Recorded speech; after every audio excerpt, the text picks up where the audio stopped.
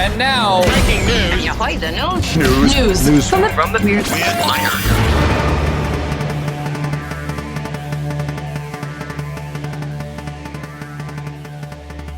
News from the Weird Wire. Monkeys and horses and something else. Cats. How could I forget cats? We'll start with the monkeys. So no one told you life was going to be this way, and by be this way, we mean featuring a loose monkey. Michael Barron, who owns the Missouri Animal Removal Company Wildlife Command Center. Sounds fancy. Whew. He tells the Jefferson County Leader that he received a call about a monkey running around a local woman's garage. While Barron was initially skeptical about the verification of the report, he says, do you know how many times a year I hear that? Everyone sees monkeys everywhere, he says. The caller proved her case by making a 90s sitcom reference.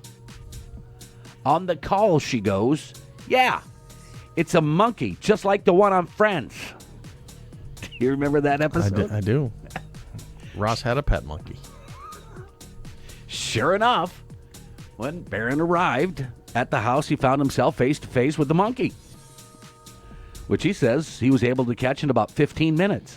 And then, just in that brief moment, you're like, well, what the heck were they doing for 15 minutes? It's one thing to try and catch a dog or a cat or an emu, but a monkey...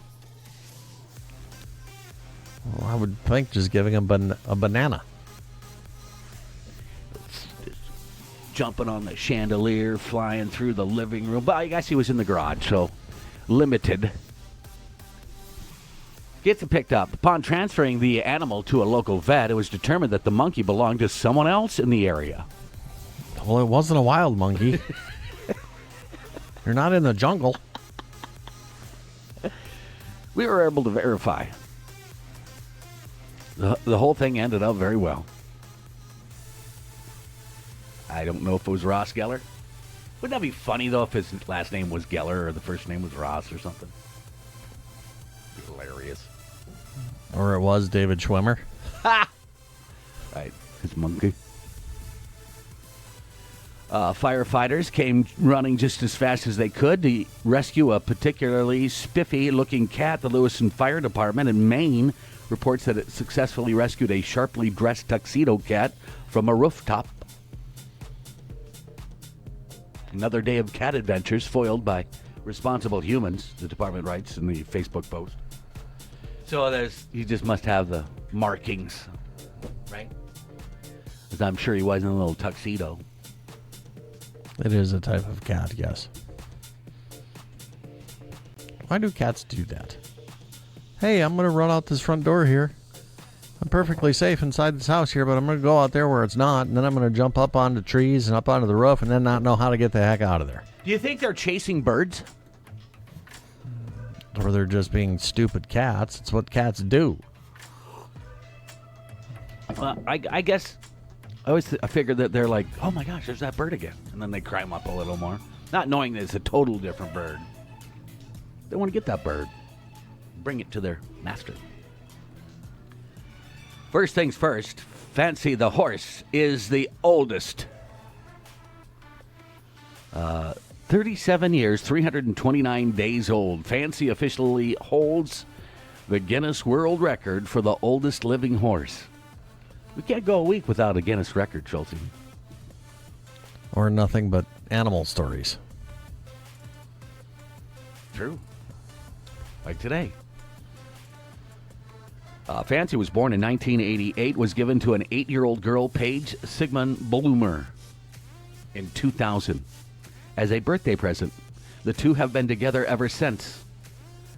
I would never have believed you if you told me at the age of 33 and 37, Fancy and I would still be together sharing lifelong memories, says Bloomer. How long does a horse live? I guess a little less than 37 years. I suppose 25, 28, maybe 30. 25 to 30. Domesticated horses. Wow. She's living well beyond her Says years. they can live even into their 40s with proper care, but yet this is a Guinness World Record, and it's not 40. Oh, that's Is funny. it just for this type of horse that's a Guinness record? Well, maybe everybody never figures. Well, do you know the equine folks? I know them of the ranch, 4-H. farm and ranch type background. I'm not, I don't know a lot of people that do the jumping. You know, the stuff you see out east and equestrian. They have that. They have it at Crookston. Right. I'm just saying, I don't know a lot of those folks. But folks on a ranch or farm, probably not a big deal that they would be. Our horse is 37. Right. You're not going to call the Guinness World Record people? Yeah. They'll be like, dang, we need to replace that horse. Dang, that's a good horse. So I suppose there are. But those in the farm and ag, I don't think they really care. Or maybe they care, but they're like, I don't have time to run down a Guinness World Record. Those people. And a rancher is certainly not going to pay the money that the Guinness people want to Right. register your Guinness Kidding World me? Record. Are you kidding me?